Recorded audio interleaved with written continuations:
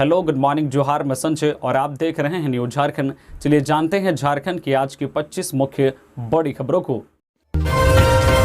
झारखंड के गुमला में भीड़ पर चढ़ गई बेकाबू कार, 4 लोगों की मौत, 6 जख्मी। झारखंड के गुमला में तेज रफ्तार कार ने अनियंत्रित होकर भीड़ को रौंद दिया। इसमें 4 लोगों की मौत हो गई जबकि कई अन्य लोग घायल हो गए हैं। घायलों को इलाज के लिए अस्पताल में भर्ती कराया गया है। जानकारी के मुताबिक घायलों में से कई लोगों की हालत काफी नाजुक है और मृतकों का आंकड़ा बढ़ सकता है। हादसा गुमला जिले के कामडारा प्रखंड स्थित बैंक ऑफ इंडिया के शाखा के पास हुआ, जहां तेज रफ्तार इनोवा ने बैंक के बाहर खड़े लोगों को रौंद दिया। गंभीर रूप से घायल लोगों को बेहतर इलाज के लिए रांची रिम्स रेफर किया गया है। घटना के संबंध में प्रत्यक्षदर्शियों ने बताया है कि बैंक ऑफ इंडिया के बाहर गुमटी में लोगों की भीड़ खड़ी थी, तभी वहां से तेज रफ्तार इनोवा कार गुजरी। अचानक एक बाइक को टक्कर से बचाने के चक्कर में कार ने गुमटी के बाहर खड़े लोगों को रौंद दिया। कार लोगों को रौंदती हुई आगे जाकर पलट गई। गुमटी भी बुरी तरह से क्षतिग्रस्त हो गई। इनोवा कार का बोनट पूरी तरह से क्षतिग्रस्त हो गया। स्थानीय लोगों की सहायता से पुलिस ने लोगों को अस्पताल पहुंचाया। मामूली रूप से घायल लोगों को प्राथमिक उपचार के बाद छुट्टी दे दी गई है। वही गंभीर रूप से जख्मी लोगों को रिम्स रेफर कर दिया गया है। घटना में जान गंवाने वालों में 30 वर्षीय बेरतिला बरला, 55 वर्षीय कृपा सुरीन, ज्योति देवी और बसंत नाग शामिल हैं। वही गंभीर रूप से जख्मी होने वालों में जिरामणि केरकेटा, एलानी सुरीन, अजय टोपनो, जोडन नाग और लुमिया टोपनो शामिल हैं। इन्हें रिम्स में भर्ती कराया गया है। इंतजार की घड़ी खत्म, जेएसएससी ने सीजीएल के विभिन्न पदों पर नियुक्ति के लिए निकाली बम्पर वैकेंसी। लंबे समय से सामान्य स्नातक योग्यताधारी संयुक्त प्रतियोगिता परीक्षा 2023 सीजीएल का इंतजार कर रहे अभ्यर्थियों के लिए खुशखबरी है। दरअसल जेएसएससी ने बैकलॉग व नियमित नियुक्ति के लिए प्रक्रिया शुरू कर दी है। राज्य में स्नातक स्तर के 2025 विभिन्न पदों पर नियुक्ति होगी। इस संबंध में झारखंड कर्मचारी चयन आयोग की ओर से इच्छुक अभ्यर्थियों से ऑनलाइन आवेदन आमंत्रित किया गया है। 20 जून से लेकर 19 जुलाई की मध्यरात्रि तक ऑनलाइन आवेदन जमा किया जा सकेगा। परीक्षा शुल्क का भुगतान 21 जुलाई की मध्यरात्रि तक होगा। फोटो व हस्ताक्षर अपलोड करने व समर्पित आवेदन पत्र का प्रिंट आउट लेने के लिए 23 जुलाई की मध्यरात्रि तक लिंक उपलब्ध रहेगा। जिन पदों पर नियुक्ति होगी उनमें प्रशाखा पदाधिकारी के 863, कन्या सचिवालय सहायक के 343, श्रम प्रवर्तन पदाधिकारी के 182, प्लानिंग असिस्टेंट के 5, प्रखंड कल्याण पदाधिकारी के 195, प्रखंड आपूर्ति पदाधिकारी के 252 व अंचल निरीक्षक सह कानूनगो के 185 सहित कुल 2025 पदों पर नियुक्ति की जाएगी। सरकारी स्कूल के बच्चों की जिंदगी से खिलवाड़, हीट वेव की चपेट में है पूरा राज्य। मौसम केंद्र के अलर्ट के बाद भी सो रहा शिक्षा महकमा। पूरा राज्य हीट वेव की चपेट में है। मौसम केंद्र की ओर से हर दिन अलर्ट जारी कर बताया जा रहा है कि आगामी 11 जून तक पूरे राज्य में लू चलेगी। आगाह किया जा रहा है कि दिन में 12 बजे के बाद बेवजह घर से निकलना बड़ी मुसीबत खड़ी कर सकता है। लेकिन इस चेतावनी पर राज्य के शिक्षा विभाग की नजर नहीं जा रही है। इतनी प्रचंड गर्मी के बावजूद रांची प्रमंडल के सरकारी स्कूल 5 जून से खुल चुके हैं। इसका खामियाजा नौनिहालों को उठाना पड़ रहा है। देह झुलसाने वाली इस गर्मी में छोटे छोटे बच्चों को स्कूल जाना पड़ रहा है। दूसरी तरफ अस्पतालों में लू से प्रभावित मरीजों की संख्या में इजाफा हुआ है। बच्चों के नाक से खून बहने और बुखार लगने की शिकायत आम हो गई है। झारखंड में अभी नहीं मिलेगी गर्मी से राहत, 11 जून तक चलेगी लू। झारखंड में अभी गर्मी से राहत नहीं मिलेगी। मौसम का मिजाज अभी ठंडा नहीं होगा। झारखंड का पारा 39 डिग्री से लेकर 44 डिग्री के पार कर गया है। रांची के अलावा राज्य के कई जिलों में लू चल रही है। इससे अभी राहत की संभावना नहीं है। मौसम विभाग ने इसको लेकर अलर्ट जारी किया है। इसके तहत 11 जून तक अभी रांची सहित राज्य के विभिन्न जिलों में हीट वेव का प्रकोप जारी रह सकता है। अगले 4 दिनों तक गर्मी से परेशान रहने के बाद 2 दिन बारिश की बूंदें सुकून पहुंचा सकती है। मौसम पूर्व अनुमान के तहत 12 और 13 जून को राज्य में कहीं कहीं गर्जन के साथ हल्की बारिश की संभावना जताई गई है। वहीं रांची व इसके आसपास के इलाके के संबंध में मौसम केंद्र के पूर्व अनुमान में कहा गया है कि 12 व 13 जून को आंशिक बादल छाए रहेंगे व मौसम शुष्क रहेगा। मौसम विभाग ने स्पष्ट तौर पर चेतावनी दी है कि तापमान के बढ़ने से गर्म हवा और लू का खतरा बढ़ रहा है। ऐसे में केंद्र ने आम लोगों से सावधान रहने, बेवजह धूप में बाहर ना निकलने और बढ़ते तापमान में खुद को सुरक्षित रखने की अपील की है। एसीबी ने धनबाद में एएसआई सत्येंद्र पासवान को 4,000 रुपये घूस लेते किया गिरफ्तार। भ्रष्टाचार निरोधक ब्यूरो यानी एसीबी ने धनबाद महिला थाना में पदस्थापित एएसआई सत्येंद्र पासवान को 4,000 रुपये घूस लेते गिरफ्तार किया है। एएसआई की गिरफ्तारी धनबाद सदर अस्पताल परिसर से हुई है। बताया गया है कि शिकायतकर्ता सुधीर साव से केस डायरी लिखने और जांच पड़ताल करने के एवज में 10,000 रुपए की मांग की गई थी। घूस नहीं देने पर गिरफ्तार कर जेल भेजने की धमकी देता था। इसकी शिकायत सुधीर साव ने एसीबी से की। एसीबी ने अपने तरीके से छानबीन शुरू की और योजना अनुसार एएसआई स्वतंत्र पासवान को 4,000 रुपए घूस लेते रंगे हाथ गिरफ्तार किया। पलामू के 73 बालू घाटों से शुरू होगा बालू उठाव। पंचायत स्तर पर 8 सदस्यीय टीम करेगी निगरानी। डीसी एदोर्डे के निर्देश पर खनन विभाग ने जिले के विभिन्न प्रखंड अंतर्गत कैटेगरी 1 के 73 बालू घाटों पर बालू उठाव का आदेश पारित कर दिया है। अब जल्द ही इन बालू घाटों से बालू का उठाव शुरू हो जाएगा, लेकिन नेशनल ग्रीन ट्रिब्यूनल के आदेशानुसार 10 जून से 15 अक्टूबर के बीच किसी भी घाट से बालू का उठाव वर्जित रहेगा। बालू उठाव को लेकर पंचायत स्तर पर 8 सदस्यीय टीम गठित की गई है जो बालू उठाव का संचालन करेगी। वहीं इसकी निगरानी अंचलाधिकारी, प्रखंड पंचायत राज पदाधिकारी एवं अंचल निगरानी के नेतृत्व वाले प्रखंड स्तरीय टीम करेगी। बालू का उपयोग निजी, गैर व्यावसायिक, सामुदायिक उद्देश्य एवं सरकार द्वारा प्रायोजित कल्याणकारी योजनाओं के लिए ही होगा एवं बालू घाटों से बालू का उठाव सिर्फ ट्रैक्टर के माध्यम से किया जाएगा। किसी भी कीमत पर मशीन का उपयोग बालू खनन के लिए नहीं होगा। इस नियम के तहत हुए बालू खनन का भंडारण पूरी तरह से प्रतिबंधित रहेगा। रामगढ़ में महिलाओं ने पेड़ों को लगाए गले, बोली जान दे देंगे, पेड़ नहीं काटने देंगे। रामगढ़ में पेड़ों की कटाई के विरोध में अब महिलाओं ने मोर्चा खोल दिया है। फैक्ट्री के विस्तार के लिए होने वाली पेड़ों की कटाई का जमकर विरोध कर रही है। प्रदर्शन कर रही महिलाओं ने जान दे देंगे लेकिन पेड़ नहीं काटने देंगे का नारा दिया है। पुलिस के पैरों पर गिरकर महिलाएं विनती कर रही है कि उनके पेड़ों को ना काटा जाए। यही उनकी जिंदगी है, यही उनका रोजगार है, यही उनका रहने का एकमात्र सहारा है। रामगढ़ में अब महिलाओं ने मोर्चा खोल दिया है क्योंकि उन्हें वो खोखला विकास नहीं चाहिए जो प्रकृति की बलि देकर किया जाए। उन्हें वो रोजगार नहीं चाहिए जो पेड़ पौधों को काट कर मिले। उन्हें वो पैसा भी नहीं चाहिए जो हरे भरे जंगल को बंजर में तब्दील करके दे। इसलिए आज महिलाएं सड़क पर है, नारा लगा रही है जान दे देंगे लेकिन पेड़ नहीं काटने देंगे। दरअसल जिले के बूढ़ा खाप में आलोक स्टील इंडस्ट्रीज नाम की फैक्ट्री है। फैक्ट्री प्रबंधन अब जंगल की जमीन पर फैक्ट्री को बढ़ाना चाहती है। इसी कड़ी में वन विभाग की टीम पुलिस प्रशासन की मौजूदगी में जंगल पहुंची, जहां पेड़ों की कटाई करने के लिए सबसे पहले पेड़ों की गिनती की प्रक्रिया शुरू हुई। लेकिन गिनती होती इससे पहले ही ग्रामीण महिलाओं ने जोरदार विरोध शुरू कर दिया। ग्रामीणों की माने तो इस फैक्ट्री के जहरीले धुआं से पहले ही उनका जीना मुहाल हो गया है। ग्रामीणों की फसलें खराब हो रही है, लोग तरह तरह की बीमारियों के शिकार हो रहे हैं। फैक्ट्री ने लोग की जिंदगी को पहले ही मुश्किल कर रखा है, लेकिन अब ग्रामीण जिस जंगल के सहारे हैं उससे भी फैक्ट्री प्रबंधन छीन लेना चाहते हैं। ग्रामीण महिलाओं ने दो टूक कह दिया है कि वो किसी भी हाल में जंगल को काटने नहीं देंगे। झारखंड के चाईबासा में नक्सलियों ने बिछाया मौत का सामान, 4 आईडी और 20 किलो का पाइप बम मिला। झारखंड के चाईबासा में पुलिस और सुरक्षा बलों की संयुक्त टीम ने 20 फोटों का जखीरा बरामद किया है। पुलिस ने चाईबासा मुफसिल थाना क्षेत्र अंतर्गत अजंद बेड़ा पटा तारबू स्थित पहाड़ी जंगल से 4 आईडी बम और 20 किलो का पाइप बरामद किया गया है। पुलिस ने नक्सलियों द्वारा छिपाया गया 5-5 किलो का 2 आईडी, 2-2 किलो का 2 आईडी और 20 किलो का पाइप बरामद किया है। जिले के एसपी आशुतोष शेखर ने इसे नक्सल रोधी अभियान में एक बड़ा सफलता करार देते हुए बताया कि 27 जून से टोंटो थाना क्षेत्र अंतर्गत तुम्बाहाका, अंजद बेड़ा और गोइलकेरा थाना क्षेत्र के कुड़ा और मारादेरी गांव के सीमावर्ती इलाके में तलाशी अभियान शुरू किया गया है। इसी क्रम में विस्फोटक बरामद किया गया। नई शिक्षा नीति के बाद राज्य के 5,000 शिक्षक हो जाएंगे बेरोजगार। नई शिक्षा नीति आने के बाद राज्य के महाविद्यालयों में इंटरमीडिएट की पढ़ाई बंद कर दिए जाने से राज्य के 5,000 शिक्षक बेरोजगार होने वाले हैं, जिसे लेकर राज्य के 24 जिलों से लगभग 5,000 की संख्या में अंगीभूत महाविद्यालय इंटरमीडिएट में कार्यरत शिक्षकों ने बुधवार को रांची विश्वविद्यालय से राजभवन तक पैदल मार्च की।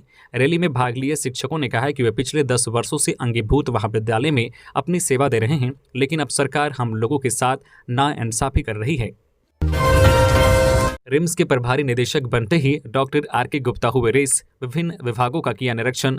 रिम्स के प्रभारी निदेशक बनते ही डॉक्टर राजीव कुमार गुप्ता ने अस्पताल के विभिन्न विभागों का निरीक्षण किया और उनकी समस्याओं के विषय में जानकारी ली। इस दौरान अस्पताल व्यवस्था को जल्द से जल्द सुदृढ़ करने का आश्वासन भी दिया।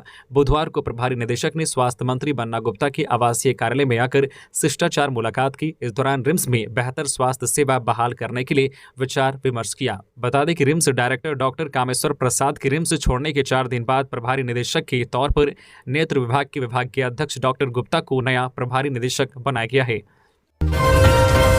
दो पुलिस जवानों की मौत मामले में रिखिया थानेदार संजीत व एसआई के कुशवाहा सस्पेंड, दोनों का हुआ तबादला। देवघर नगर थाना क्षेत्र के श्यामगंज रोड में 11 फरवरी की देर रात हुए मुठभेड़ में गोली लगने से दो पुलिस जवानों की मौत हो गई। इस मामले में रिखिया थानेदार एसआई संजीत कुमार और जसीडीह थाने में कार्यरत एसआई कृष्ण कुमार कुशवाहा को डीजीपी अजय कुमार सिंह ने सस्पेंड कर दिया। डीजीपी ने यह कार्रवाई सीआईडी की रिपोर्ट पर की। साथ ही इन दोनों पुलिस पदाधिकारियों को डीजीपी ने देवघर से दूसरे जिले में तबादला भी कर दिया है। दोनों पुलिस पदाधिकारियों की कार्रवाई से संबंधित डीजीपी को यह पत्र देवघर पुलिस ऑफिस को प्राप्त भी हो गया। पत्र प्राप्त होते ही एसपी सुभाष चंद्र जाट ने डीजीपी के निर्देश के आलोक में यह आदेश जारी कर दिया। रामगढ़ के भुरकुंडा के रेलवे साइडिंग कोयला स्टॉक में लगी भीषण आग, अब तक लगभग 100 टन कोयला जलकर हुआ नष्ट। भुरकुंडा रेलवे साइडिंग में कोयले के स्टॉक में भीषण आग लग गई है। आग इतनी भयावह है कि आसपास के लोगों के साथ साथ राहगीर भी डरे सहमे नजर आ रहे हैं। आग की लपटें 2 किलोमीटर दूर से ही दिख रही है। इससे पूरे इलाके में प्रदूषण फैल गया है। रामगढ़ के भुरकुंडा रेलवे साइडिंग में रखे कोयला स्टॉक में भीषण आग लग गई है। इस आग में अब तक करीब 100 टन कोयला जलकर राख हो गया है। जानकारों के अनुसार केवल भुरकुंडा रेलवे साइडिंग में ही 40,000 मीट्रिक टन से अधिक कोयले का स्टॉक है, लेकिन फिर भी यहां आग बुझाने के लिए कोई मुकम्मल व्यवस्था नहीं है। हालांकि दमकल की गाड़ियां आग बुझाने की कोशिश कर रही है। आग की भीषण गर्मी के कारण कोई भी उसके आसपास नहीं जा पा रहा है, इसलिए यह कहना भी मुश्किल हो रहा है कि आग कितने क्षेत्र में फैला हुआ है। आग को नियंत्रित करने के लिए पोकलेन मशीन से कोयले के स्टॉक के किनारे वाले हिस्से को हटाकर दूसरी जगह रखा जा रहा है। गुमला पुलिस ने की बड़ी कार्रवाई। हथियार बेचने के आरोप में 3 दबोचे गए, 4 पिस्तौल व 1 रिवॉल्वर सहित मैगजीन व कारतूस बरामद।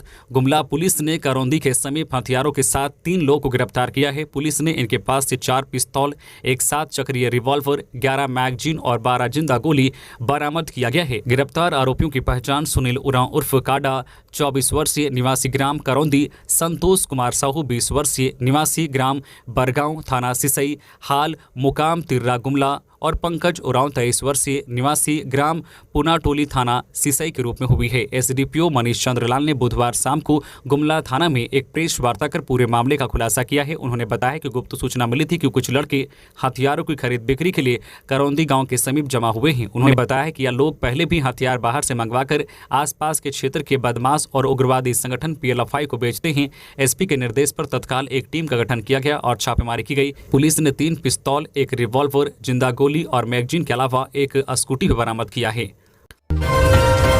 धरती के भगवान ने बचाई बच्चे की जान, बिच्छू के काटने से बच्चे की हालत थी गंभीर, सदर अस्पताल में हुआ इलाज।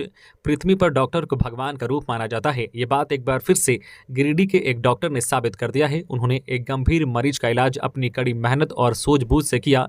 इलाज के बाद बच्चा अब पूरी तरह से स्वस्थ है। बताया जा रहा है कि मुफसिल थाना क्षेत्र के चेंगर बास्ता गाँव के सुन्नू टुड्डू का 13 वर्षीय पुत्र अमन टुड्डू को मंगलवार को बिच्छू ने डंक मारा था, जिससे उसकी तबियत बिगड़ गई।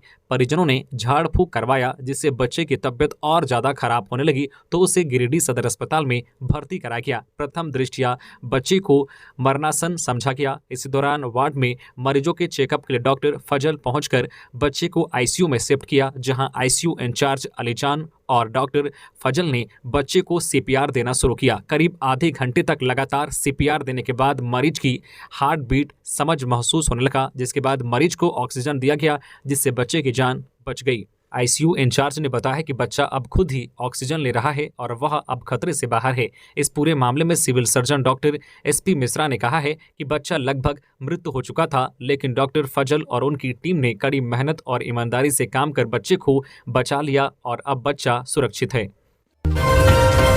लालपुर के सब्जी विक्रेता कर रहे हैं धरना प्रदर्शन, स्थायी जगह उपलब्ध कराने की मांग। रांची शहर को जाम मुक्त बनाने के लिए रांची नगर निगम की ओर से लगातार अभियान चलाया जा रहा है। बीते मंगलवार को लालपुर से होकर जाने वाली सड़क के किनारे फल सब्जियां बेचने वाले दुकानदारों पर सख्ती दिखाई गई। उनके फल सब्जी को जब्त करते हुए अस्थायी संरचनाओं को तोड़ दिया। नगर निगम की ओर से डिस्लरी पुल के किनारे बनाए गए मार्केट की छत पर अस्थायी रूप से दुकान लगाने की जगह दी गई है, लेकिन उस जगह पर जाने से दुकानदार इनकार कर रहे हैं। इसको जिसको लेकर बुधवार को नेशनल होकर फेडरेशन झारखंड के बैनर तले दुकानदारों ने धरना प्रदर्शन किया। दुकानदारों ने कहा कि उन्हें स्थायी जगह मिलनी चाहिए। निगम उन्हें जिस जगह पर दुकान लगाने का रहा है वहां उन्हें किसी प्रकार की सुविधा नहीं दी जा रही है। करीब 273 वेंडरों की संख्या के हिसाब से वह जगह बहुत ही छोटी है। दूसरी और गर्मी का मौसम है, तापमान 40 डिग्री के ऊपर जा चुका है। ऐसे में उस जगह पर शेड भी नहीं बनाया गया है। इतना ही नहीं, वहां पर पीने का पानी और शौचालय की भी व्यवस्था नहीं की गई है। अधिकतर सब्जी बेचने वाले दुकानदारों में महिलाएं हैं। उन्हें जब तक स्थायी रूप से कोई जगह नहीं मिल जाती है वो अपना धरना प्रदर्शन समाप्त नहीं करेंगे और अगर उनकी बात नहीं मानी जाती है तो वे हाईकोर्ट भी जाएंगे। सेना जमीन घोटाले मामले में कारोबारी अमित अग्रवाल को ईडी ने हिरासत में लिया, कर रही पूछताछ।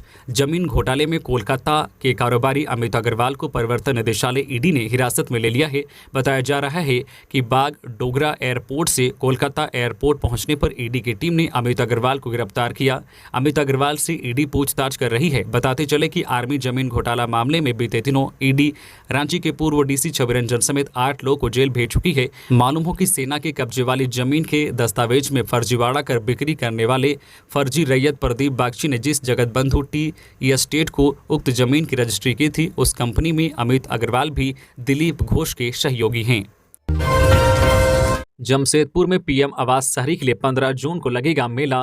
जमशेदपुर अधिसूचित क्षेत्र समिति की ओर से प्रधानमंत्री आवास योजना शहरी घटक 3 अंतर्गत बिरसानगर जमशेदपुर में किफायती आवास परियोजना G+8 संरचना के अनुरूप 8 ब्लॉक में कुल 9,592 आवास का निर्माण कार्य चल रहा है, जिसमें अब तक 7,337 आवास का निर्माण कार्य प्रारंभ किया जा चुका है, जिसके प्रथम चरण में 3,836, दूसरे चरण में 834 लाभुक और तीसरे चरण में 696 लाभुकों को आवास आवंटन उपायुक्त विजया जाधव की अध्यक्षता में किया जा चुका है। वही आवास का निर्माण कार्य भी जोर शोर से चल रहा है। केंद्र सरकार की इस योजना का उद्देश्य शहरी गरीबों की आवासीय आवश्यकता को पूरा करना है।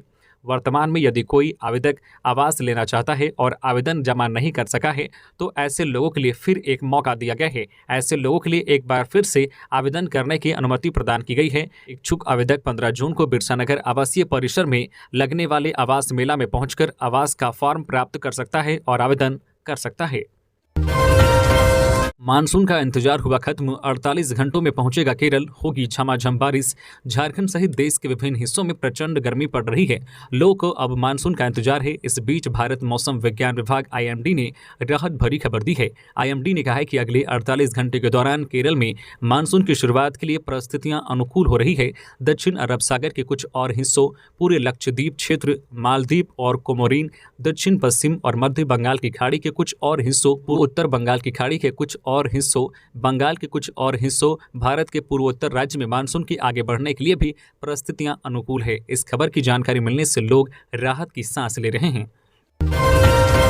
विधायक सरयू राय ने टाटा मोटर्स प्रबंधन को लिखा पत्र, कहा सीवरेज का पानी सड़कों पर ना बहे, इसको लेकर जल्द करे पहल। टाटा मोटर्स कंपनी और कंपनी के आवासीय क्षेत्र से निकलने वाले सीवरेज पाइपलाइन का पानी सड़क पर बहने से बिरसानगर जोन नंबर 3 सहित अन्य क्षेत्र के स्थानीय लोग काफी परेशान हैं। अपनी परेशानी को लेकर स्थानीय लोगों ने इसकी शिकायत विधायक सरयू राय से की है। लोगों ने विधायक सरयू राय से मिलकर बताया कि टाटा मोटर्स का सीवरेज लाइन कई जगहों से क्षतिग्रस्त हो गया है। इस कारण गंदगी ट्रीटमेंट प्लांट में नहीं पहुंचकर बस्ती की सड़कों पर फैल रही है। इससे काफी कठिनाइयों का सामना करना हो रहा है।